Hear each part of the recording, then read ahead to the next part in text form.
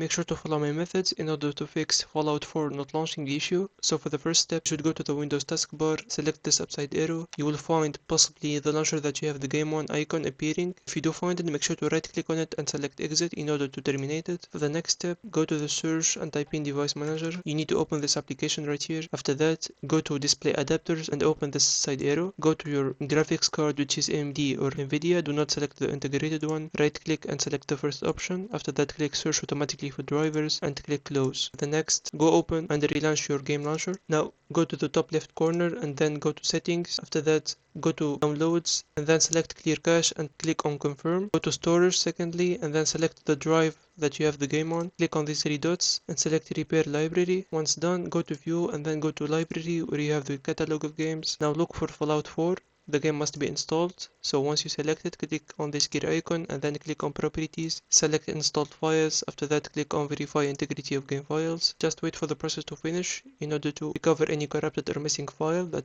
is possibly causing the issue. After that, you can close all of this, go to the Windows icon and look for settings. Now in the bottom left corner, click on Windows Update and make sure to download and install all of the available updates you will find. It's a very important step. Now once done, you can close and restart your computer. After that, try relaunching the game and see if the problem is gone. If you do find it helpful, please make sure to share the video, like and subscribe, and see you on the next one.